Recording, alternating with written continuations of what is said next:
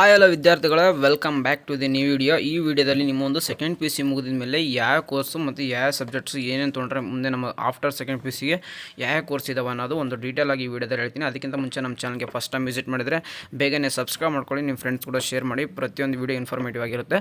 ಅದಕ್ಕೋಸ್ಕರ ಹಾಗೆ ವಾಟ್ಸಪ್ ಗ್ರೂಪಲ್ಲಿ ಕೂಡ ಜಾಯ್ನ್ ಆಗ್ಬೋದು. ನಿಮ್ಮ ಒಂದು KCT ಕೌನ್ಸಿಲಿಂಗ್ ಪೂರ್ತಿ ಗೈಡ್ಲೈನ್ಸ್ ಪೂರ್ತಿ ಕಂಪ್ಲೀಟಾಗಿ ಫ್ರೀಯಾಗಿ ಸಿಗುತ್ತೆ. ಬನ್ನಿ, ಈಗ ಫಸ್ಟು ಇದರಲ್ಲಿ ನೋಡ್ತಿದ್ದಂಗೆ ನಿಮಗೆ PUC in science stream with PCB ನೋಡಿ. ನೆಕ್ಸ್ಟ್ ಈಗ ಫಸ್ಟ್ PCBದು ಡಿಸ್ಕಷನ್ ಮಾಡೋಣ, ನೆಕ್ಸ್ಟ್ PCMದು ಡಿಸ್ಕಷನ್ ಮಾಡೋಣ. ನೀವು PCB ತೊಗೊಂಡು ನಿಮ್ಮ ಒಂದು ಏನೇನು ಮಾಡ್ಬೋದು ಅಂದರೆ BMS BHMS ಅಂದರೆ ಮತ್ತು BVSC ಈ 3 ಕೋರ್ಸಸ್ಸು ನೀವು CET ಥ್ರೂ ಹೋಗ್ಬೋದು. ಮತ್ತು BDS ಇದು ಈ 4 ಕೋರ್ಸ್ ಏನು ಬರುತ್ತೆ, ನೀವು ಒಂದು CET ಥ್ರೂ ಹೋಗ್ಬೋದು. ಒಂದೊಂದು ಕೋರ್ಸ್ ಬಗ್ಗೆ ಇನ್ನೂ ನೀವು ಡೀಟೇಲ್ ಬೇಕಂದರೆ ಸರ್ಚ್ ಮಾಡಿದ್ರೆ ಈ ಒಂದು ಕೋರ್ಸ್ದು BAMS ಯಾವ ಥರ ಅಂತಂದು. ಸಾರಿ, ಇವಾಗ BAMS ಕೂಡ ನೀಟ್ ಒಂದಾಗಿದೆ. ಅದರದ್ದು MD ಮಾಡಿದ್ರೆ ಆಲ್ಮೋಸ್ಟ್ ಡಾಕ್ಟರ್ ಲೆವೆಲ್ ಥರನೇ ಇದು ಒಂದು ನೀಟದಾಗಿದೆ. ಮಿಕ್ಕಿದೆಲ್ಲ ಸೇಮ್ CET ಇದೇ ಇರುತ್ತೆ. ನೆಕ್ಸ್ಟ್ MBBS ಮಾಡ್ತೀನಿ, ಅದರ ಆಮೇಲೆ MBBS ಮಾಡಿಬಿಟ್ಟು MD ಮಾಡ್ತೀನಿ, ಆಮೇಲೆ MS ಮಾಡ್ಕೊತೀನಿ. ಇಲ್ಲಾಂದರೆ ಅದ್ರ ಮೇಲೆ ಸ್ಪೆಷಲ್ ಡಿಪ್ಲೊಮಾ ಮಾಡ್ಕೊತೀನಿ, ಆ ಥರನೂ ಮಾಡ್ಬೋದು. MBBS ಮಾಡಿಬಿಟ್ಟು ಇದು ಮಾತ್ರ ನೀಟ್ ಮೇಲೆ ಡಿಪೆಂಡ್ ಆಗಿರುತ್ತೆ. ಮತ್ತು ನಿಮ್ಮದು ಒಂದು ಪ್ಯಾರಾಮೆಡಿಕಲ್ ಮಾಡ್ತೀನಿ ಅಂದರೆ ನೀವು ಪ್ಯಾರಾಮೆಡಿಕಲ್ ಡೈರೆಕ್ಟಾಗಿ ಮಾಡಿಬಿಟ್ಟು ನೆಕ್ಸ್ಟ್ CETನ ಬರೆದ್ಬಿಟ್ಟು ಆಮೇಲೆ B ಫಾರ್ಮಾ D ಫಾರ್ಮಾ ಕೂಡ ಮಾಡ್ಬೋದಾಗಿರುತ್ತೆ. ಇಲ್ಲ ನಾನು MBBS ಮಾಡಿ ಫಾರ್ಮಾ D ಮಾಡ್ತೀನಿ ಅಂದರೆ ಅಲ್ಲಿ 6 and 5 years ಅಕಾಡೆಮಿಕ್ ಸ್ಟಡಿ ಇರುತ್ತೆ, ಆಮೇಲೆ 1 year ಇಂಟರ್ನ್ಶಿಪ್ಸ್ ಇರುತ್ತೆ. ಇದು ನೀವು ಫಾರ್ಮಾ D ಮಾಡಿ ಅಂದರೆ ಫುಲ್ಲು PhD ಲೆವೆಲ್ ಆ ರೇಂಜಿಗೆ ಹೋಗಿರ್ತೀರ. ಮತ್ತು BSc ನರ್ಸಿಂಗ್ ಮಾಡ್ತೀನಿ ಅಂದರೆ BSc ನರ್ಸಿಂಗು ಹೋದ ವರ್ಷದಿಂದ ನಿಮಗೆ CETಗೆ ಆ್ಯಡ್ ಆಗಿದೆ. ಅಂದರೆ ನೀವು CET ಎಕ್ಸಾಮ್ ಬರೆದ್ರೆ BSc ನರ್ಸಿಂಗ್ ಮಾಡ್ಬೋದು. ನೀವು ಡಿಪ್ಲೊಮಾ ಇನ್ ನರ್ಸಿಂಗು ಮಾಡ್ಬೋದು PCB ಮೇಲೆ. ಆಮೇಲೆ BMLT ಅಂತ ಇರುತ್ತೆ, ನೀಟು ಮತ್ತು MET ಮತ್ತು CET ಈ 3 ಕನ್ಸಿಡರ್ ಮಾಡ್ತಾರೆ. ಇದಕ್ಕೆ 3 ಕನ್ಸಿಡರ್ ಅಲ್ಲ, 3ರಲ್ಲಿ 1 ಕನ್ಸಿಡರ್ ಮಾಡ್ತಾರೆ. NEET MET CET. ಮತ್ತು ಇನ್ನೂ ಬಂದರೆ BSc ಹೋಮ್ ಸೈನ್ಸ್ ಅಂತ ಮಾಡ್ಬೋದು. PCB ಒಂದು 3 ಸಬ್ಜೆಕ್ಟ್ನ ತೊಗೊಂಡು. ಆಮೇಲೆ BSc ಒಂದು 4th ಅಂದರೆ ಜನರಲ್ ಡಿಗ್ರಿ ಥರ ಅಂದರೆ special course for radiology, anaesthesia, operations theatre technology, nutritions and dietetics, renal dialysis technology, cardiac care technology, optometry and physiotherapy. ಇಷ್ಟು ಒಂದು BSc ಮೇಲೆ ನೀವು 4 years ಕೋರ್ಸಸ್ ಇರುತ್ತೆ, ಒಂದೊಂದು ಸ್ಪೆಷಲ್ ಕೋರ್ಸಸ್ ಇರುತ್ತೆ. ಇದನ್ನೆಲ್ಲ ಮಾಡ್ಬೋದು. ನೀವು ಹಾಗೆ MSc ಮತ್ತು MTech ಈ PCB ಇಲ್ಲಿ ಏನು ಬರ್ತಾ ಹಾಗೆ ಜನರಲ್ ಡಿಗ್ರಿ ಅಂತ BScನ ನೀವು ಮಾಡ್ಬೋದು. ಇದು ಒಂದು PCB ಒಂದು ಸ್ಟ್ರೀಮ್ನಲ್ಲಿ ಇದ್ದವರು. ನಾನು PCB ತುಂಬ ಓದ್ತೀನಿ, ನಾನು PCB ಬೇಕಂದವ್ರಿಗೆ. ತುಂಬ ಜನ PCB ಓದೋರು ಏನು ಮಾಡ್ತಾರೆ, ಮೇನ್ ಗೋಲ್ ಏನಿರುತ್ತೆ ಅಂದರೆ ಅವ್ರದ್ದು BAMS ಮತ್ತು MBBS ಈ ಥರ ಒಂದು ಸ್ಟೂಡೆಂಟ್ಸ್ಗೆ ಜಾಸ್ತಿ PCM ಇರುತ್ತೆ. ಹಾಗೆ ಸ್ವಲ್ಪ ಜನ BSc ನರ್ಸಿಂಗು ಮಾಡ್ತಾರೆ, ಇನ್ನೂ ಸ್ವಲ್ಪ ಜನ ಬೇರೆ ಬೇರೆ ಕೋರ್ಸ್ ಮಾಡ್ತಾರೆ. ಇದು ಒಟ್ಟಿನಲ್ಲಿ ನಿಮ್ಗೆ ಯಾವ ಕೋರ್ಸ್ ಮಾಡಿದಿನ ಒಂದು ಈಗೇ ನಾ CET ರಿಸಲ್ಟ್ ಬಂದಿಲ್ಲಲ್ಲ, ಅದಕ್ಕೇ ನೀವೇ ಮಾಡಬೇಕು. ಈಗ ಒಂದು ಸ್ವಲ್ಪ ಅದ್ರ ಬಗ್ಗೆ ಡಿಸ್ಕಷನ್ ಮಾಡೋದಾಯಿತು, ಇಲ್ಲ ಅದ್ರ ಬಗ್ಗೆ ಹುಡುಕೋದಾಯಿತು, ಸರ್ಚ್ ಮಾಡೋದಾಯಿತು, ರಿಸರ್ಚ್ ಮಾಡೋದು, ಅದ್ರ ಬಗ್ಗೆ ಏನಿದೆ, ಮುಂದೆ ಫ್ಯೂಚರ್ ಇದೆಯಾ. ಯಾವುದೇ ಒಂದು ಕೋರ್ಸ್ ತೊಗೊಂಡ್ರೆ ನಿಮಗೆ ಫ್ಯೂಚರ್ ಖಂಡಿತ ಇರುತ್ತೆ. ಅದರಲ್ಲಿ ನಿಮ್ಮ ಸ್ಕಿಲ್ ಮಾತ್ರ ತುಂಬ 110% ಇರಬೇಕಾಗುತ್ತೆ. ಯಾವಾಗಲೂ ಹೇಳ್ತೀನಿ, 100% ಇದ್ರೂ ಆಗಲ್ಲ, 110% ಇದ್ದರೆ ನಿಮಗೆ ಯಾರೂ ತಡೆಯೋಕ್ಕಾಗಲ್ಲ. ಅಂದರೆ ನಮಗೆ ಸ್ಕಿಲ್ ವೀಕ್ ಆದರೂ ಕೂಡ ನಿಮ್ಮ ಸ್ಟಾರ್ಟಿಂಗ್ ಸ್ಕಿಲ್ಲಿಂದನೇ ನೀವು ಒಳ್ಳೆ ವೇಕಪ್ ಆಗ್ಬೋದು. ಅದಕ್ಕೋಸ್ಕರನೇ ನಿಮ್ಮ ಒಂದು ಸ್ಕಿಲ್ ತುಂಬ ಇಂಪಾರ್ಟ್ ಆಗುತ್ತೆ, ಯಾವುದೇ ಒಂದು ಸ್ಟ್ರೀಮ್ಗೆ ಹೋದ್ರೂ ಅಷ್ಟೇ. ನೆಕ್ಸ್ಟು PCM ನಮ್ಮ ಒಂದು ಮ್ಯಾಥಮೆಟಿಕ್ಸ್. ಅಂದರೆ ನಾನೀಗ ಇಂಜಿನಿಯರ್ ಸ್ಟೂಡೆಂಟ್ಸ್ ಅಲ್ವಾ, ಅದಕ್ಕೆ ನಾನು PCM ಅಂತ ಹೇಳಿದ್ದೀನಿ. ಏನಿಲ್ಲ, ನೀವು PCMಲ್ಲಿ ಬಂದರೆ ನಿಮಗೆ ಫಸ್ಟ್ ಸೆಕೆಂಡ್ PUCಲಿ ನಿಮಗೆ ಒಂದು ಏನಿರುತ್ತೆ, ND ಅಂತ ಎಕ್ಸಾಮ್ ಇರುತ್ತೆ. ಆ ND ಎಕ್ಸಾಮ್ ಇದ್ದರೆ ನೀವು ಡೈರೆಕ್ಟಾಗಿ ಆರ್ಮಿಗೆ ಸೇರ್ಕೋಬೋದು. ಇಲ್ಲ B ಆರ್ಕಿಟೆಕ್ಚರ್ ಮಾಡಿ, ಇಲ್ಲ ಡಿಪ್ಲೊಮಾ ಮಾಡಿ ಇನ್ ಇಂಟೀರಿಯರ್ ಲ್ಯಾಂಡ್ಸ್ಕೇಪ್ ಮಾಡ್ಕೊಂಬಿಟ್ಟಂದರೆ ಇಲ್ಲ ನೀವು ND ಎಕ್ಸಾಮ್ ಬರೆದ್ರೆ ಫಸ್ಟು ನಾವಿ ಒಂದೇ ಅಲ್ಲ, ಏರ್ಫೋರ್ಸ್ ಹೋಗ್ಬೋದು, ಆರ್ಮಿಗೆ ಹೋಗ್ಬೋದು, ಮತ್ತು ನಾವಿ ಅಂತ ಇರುತ್ತೆ, ಅದು ಕೂಡ ಹೋಗ್ಬೋದು ಒಂದು ND ಎಕ್ಸಾಮಿಂದ.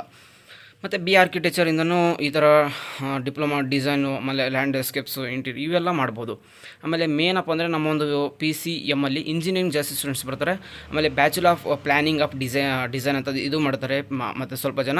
ಆಮೇಲೆ technical entry in Indian army ಕೂಡ PCMಯಿಂದನೇ ಈ ಎಲ್ಲ ಕೋರ್ಸ್ಗಳ ಬಗ್ಗೆ ಒಂದೊಂದು ರಿಸರ್ಚ್ ಮಾಡಿ. ಈಗ ಫ್ರೀ ಇರ್ತೀರಲ್ಲ ಈ ಟೈಮಲ್ಲಿ ಇದ್ರ ಬಗ್ಗೆ ಎಲ್ಲ ರಿಸರ್ಚ್ ಮಾಡಿ ನೋಡಬೇಕು. ಆಮೇಲೆ ತುಂಬ ಅಂದರೆ ತುಂಬ ದೊಡ್ಡ ಬ್ರ್ಯಾಂಚ್ ಅಂದರೆ ಒಂದು PCMಲ್ಲಿ B and BTech. ಅಂದರೆ ತುಂಬ ಜನ ಇಂಜಿನಿಯರ್ಸ್, ಅಂದರೆ ಅದರಲ್ಲಿ ಏನೇನು ಒಬ್ಬರ ಇಂಜಿನಿಯರ್ಸ್ದೇ ಒಂದಿದೆಯಾ, ಇಲ್ಲ ಇಂಜಿನಿಯರ್ಸ್ಲೇ ತುಂಬ ಇಂಜಿನಿಯರ್ಸ್ ಇದ್ದಾರೆ. ಅದರಲ್ಲಿ ಏನಪ್ಪ ಅಂದರೆ ನೋಡಿ ಫಸ್ಟ್ನೇದು ತೋರಿಸುತ್ತೆ ಮರ್ಚೆಂಟ್ ನಾವಿ ಅಂತಂದು, ಅಂದರೆ ಅದು ಕೂಡ ಮರೈನ್ ಇಂಜಿನಿಯರ್ಸ್ ಆಗಿರ್ತಾರೆ.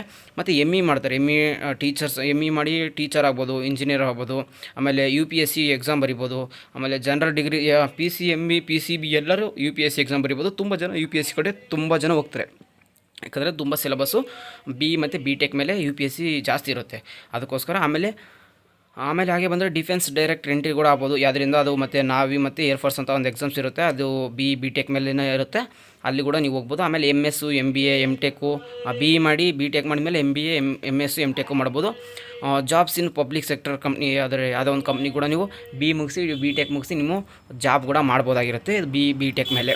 ಆಮೇಲೆ ಡೈರೆಕ್ಟ್ ಸೆಕೆಂಡ್ ಇಯರ್ ಮತ್ತು ಇನ್ನೊಂದೇನಪ್ಪ ಅಂದರೆ ಡಿಪ್ಲೊಮಾ ಸೇರಿಕೊಂಡು ಆಮೇಲೆ ಡೈರೆಕ್ಟಾಗಿ ನೀವು ಇಂಜಿನಿಯರ್ ಜಾಯ್ನ್ ಆಗ್ತಾ ಸೆಕೆಂಡ್ ಇಯರ್ಗೆ ನೀವು ಜಾಯ್ನ್ ಆಗ್ಬೋದು, 3rd ಸೆಮ್ಗೆ. ಆಮೇಲೆ BCS, BCA ಅಂದರೆ PCM ಮೇಲೆ ನೀವು BCS ಮಾಡ್ಬೋದು, BCA ಮಾಡ್ಬೋದು, BSc ಮಾಡ್ಬೋದು. ಸೇಮ್ ಅಲ್ಲಿ PCBಲಿ ಹೆಂಗೆ BSc ಮಾಡ್ತೀರೋ ಇಲ್ಲಿ ಕೂಡ ನೀವು BScನ ಮಾಡ್ಬೋದು. ಆಮೇಲೆ BSc ಮಾಡಿದ್ಮೇಲೆ MCA ಮಾಡ್ಬೋದು, BCA ಮಾಡಿದ್ಮೇಲೆ ಹಂಗೆ ಕಂಟಿನ್ಯೂ ಮಾಡಿ MCA ಕೂಡ ಮಾಡ್ಬೋದು. BSc ಮಾಡಿದ್ಮೇಲೆ MCS ಮಾಡ್ಬೋದು, MCM ಮಾಡ್ಬೋದು, MBA ಮಾಡ್ಬೋದು. BB ಅಂತ ಮಾಡಿ ಅದು ಅವರು ಕಾಮರ್ಸ್ ಆಗುತ್ತೆ. ನೀವು ಏನಾದರೂ BSc ಮತ್ತು BCA ಮಾಡೋ ಕೂಡ ನೀವು MBA ಕೂಡ ಮಾಡ್ಬೋದಾಗಿರುತ್ತೆ. ಇಂಜಿನಿಯರ್ ಮಾಡಿದ್ರು ಕೂಡ MBA ಮಾಡ್ಬೋದಾಗಿರುತ್ತೆ. ಆಮೇಲೆ ಹೋಟೆಲ್ ಮ್ಯಾನೇಜ್ಮೆಂಟ್ ಡಿಗ್ರಿ ಅಂತ ಕೋರ್ಸ್ ಬರುತ್ತೆ, ಅದು ಕೂಡ ಮಾಡ್ಬೋದಾಗಿರುತ್ತೆ. ಆಮೇಲೆ ಇಷ್ಟು ಆಗಿದ್ಮೇಲೆ PCA ಮೇಲೆ film and television diploma, FTI ಅಂತ ಆ ಒಂದು ಕೋರ್ಸ್ ಕೂಡ ನೀವು ಮಾಡ್ಬೋದಾಗಿರುತ್ತೆ ಇದರಲ್ಲಿ. ಆಮೇಲೆ ಫಿಲ್ಮ್ ಎಡಿಟಿಂಗು ಈಗಂತೂ ತುಂಬ ಹೈ ಎಡಿಟಿಂಗ್ ಮಾತ್ರ. ಫಿಲ್ಮ್ ಎಡಿಟಿಂಗ್, ಸಿನಿಮಾಟೋಗ್ರಫಿಯಲ್ಲಿ ಫಿಲ್ಮು ಒಂದು ಪ್ರೊಸೆಸಿಂಗ್ ಮಾಡುವಂಥ ಜಾಬ್ಗಳು ಇದ್ದಾವೆ. Job in film productions, TV channel. ಯಾಕಂದರೆ ತುಂಬ ಈಗ ಏನಾಗಿದೆ ಅಂದರೆ ಆನ್ಲೈನ್ ಮುಖಾಂತರ ಎಲ್ಲ ನೋಡೋದ್ರಿಂದ ಎಡಿಟಿಂಗ್ ತುಂಬ ಯಾರಿಗೆ ಜಾಸ್ತಿ ಇರುತ್ತೆ, ಆ ಒಂದು ಕ್ಯಾಟಗರಿ ಆ ಸ್ಟೂಡೆಂಟ್ಸು ನಾನು ತುಂಬ ಚೆನ್ನಾಗಿ ಎಡಿಟ್ ಮಾಡ್ತೀನಿ, ಆಮೇಲೆ ಅದ್ರ ಬಗ್ಗೆ ತುಂಬ ದೊಡ್ಡ ಸಾಫ್ಟ್ವೇರ್ ಜೊತೆ ಎಡಿಟ್ ಮಾಡೋಕೆ ಕಲಿತೀನಿ, ತುಂಬ ಹೈ ಲೆವೆಲ್ ಎಡಿಟ್ ಕಲಿತಿದ್ರೆ ನೀವು ಈ ಸೈಡ್ ಬರ್ಬೋದು. ಇನ್ನೂ ನಿಮಗೆ ಚೆನ್ನಾಗಿ ಸ್ಕಿಲ್ ಇದೆ, ಓದಬೇಕು ಆ ಥರ ಅಂದರೆ BTech ಮಾಡಿಕೊಂಡು ತುಂಬ ಕಡೆ ಇದೆ. UPSC ಮಾಡ್ಬೋದು, MBA ಮಾಡ್ಬೋದು, MCA ಮಾಡ್ಬೋದು, ತುಂಬ ಕೋರ್ಸ್ಗಳಿದ್ದಾವೆ. ಇಲ್ಲ ಬ್ರದರ್, ನನಗೆ ಈಗ PCM, PCB ಸಾಕಾಗಿದೆ, ಒಟ್ನಲ್ಲಿ ನನಗೆ ಪ್ರೊಫೆಷ್ನಲ್ಸ್ ಕೋರ್ಸೇ ಬೇಕು. ಬಟ್ ನಂಗೆ ಜನರಲ್ ನಾಲೆಡ್ಜ್ ಜಾಸ್ತಿ ಇದೆ. ಅಂದರೆ ನೀವು ND ಎಕ್ಸಾಮ್ನ ಇವಾಗೆ ಬರ್ಕೊಂಡು ಅದು ND ಎಕ್ಸಾಮ್ 6 ಮಂತ್ಸ್ ಒಂದು 10 ಮಂತ್ಸ್ಗೆ 2 ಟೈಮ್, ವರ್ಷಕ್ಕೆ ಇಯರ್ಲಿ 2 ಟೈಮ್ಸ್ ಏನಿರುತ್ತೆ, ಅದನ್ನು ಬರೆದ್ಬಿಟ್ಟು ನೀವು ಆರ್ಮಿ ಮತ್ತು ನಾವಿ, ಏರ್ಫೋರ್ಸ್ ಈ ಥರ ಹೋಗ್ಬೋದಾಗಿರುತ್ತೆ. ನಿಮ್ಗೆ ಎಲ್ಲರಿಗೂ ಒಂದು ಸುಮ್ಮನೆ ರಫ್ ಐಡಿಯಾ ಇರಲಿ. ಸ್ವಲ್ಪ ಜನಕ್ಕೆ ಗೊತ್ತಿರುತ್ತೆ, ಇದು ಸ್ವಲ್ಪ ಜನಕ್ಕೆ ಗೊತ್ತಿಲ್ಲ ಅಂದರೂ ಇಷ್ಟೊಂದು ಕೋರ್ಸ್ ಇದ್ದಾವೆ ಅನ್ನೋದ್ರದ್ದು ತಿಳ್ಕೊಳ್ಳಿ. ಇವೆಲ್ಲ ಕೋರ್ಸ್ ಮಾಡ್ಕೊಂಬಿಟ್ಟು ನೀವು ಏನೇನು ಮಾಡ್ಬೋದು ಅನ್ನೋದು, ನೀವು ಏನು ಮಾಡ್ತೀರಾ ಮುಂದೆ ಅನ್ನೋದು ಕೂಡ ಕಮೆಂಟ್ ಬಾಕ್ಸಲ್ಲಿ ತಿಳಿಸಿ. ಯಾಕಂದರೆ ಒಬ್ಬೊಬ್ಬ ಸ್ಟೂಡೆಂಟ್ಸ್ಗೆ ತಿಳಿಯುತ್ತಿದೆ ನೀವು ಏನು ಮಾಡ್ಬೇಕು ಅಂದ್ಕೊಂಡಿದ್ದೀರಾ, ಇಲ್ಲ MBBS, ಇಲ್ಲ ನೀಟ್ ಅಂದರೆ MBBS ಮಾಡಿ ಆ ಥರನಾ, ಇಲ್ಲ ಇಂಜಿನಿಯರ್ಸಾ, ಇಲ್ಲ BSc ನರ್ಸಿಂಗಾ, B Pharma, D Pharma, agriculture, veterinary, ನೀವೇನು ಕೋರ್ಸ್ ಮಾಡಬೇಕು ಅಂದ್ಕೊಂಡಿದ್ದೀರಾ, ಇಲ್ಲ ಡಿಗ್ರಿನ, ಜನರಲ್ ಡಿಗ್ರಿ, ಎಲ್ಲ ಒಂದು ನಮ್ಮ ಕಮೆಂಟ್ ಬಾಕ್ಸಲ್ಲಿ ತಿಳಿಸಿ. ನೋಡೋಣ ಯಾವ ಸ್ಟೂಡೆಂಟ್ಸ್ ಏನೇನು ಮಾಡ್ಬೇಕು ಅಂದ್ಕೊಂಡಿದ್ದೀರಾ. ವಿಡಿಯೋ ಇಷ್ಟ ಆದರೆ ಶೇರ್ ಮಾಡಿ, ಲೈಕ್ ಮಾಡಿ, ಹಾಗೆ ನಮ್ಮ ಒಂದು ವಾಟ್ಸಪ್ ಗ್ರೂಪಲ್ಲಿ ಕೂಡ ಜಾಯ್ನ್ ಆಗಿ. ಇಷ್ಟೇ ಗೈಸ್, ಮತ್ತೆ ಸಿಗೋಣ ನೆಕ್ಸ್ಟ್ ವಿಡಿಯೋದಲ್ಲಿ. Have a good day guys, take care, love you, tata, bye.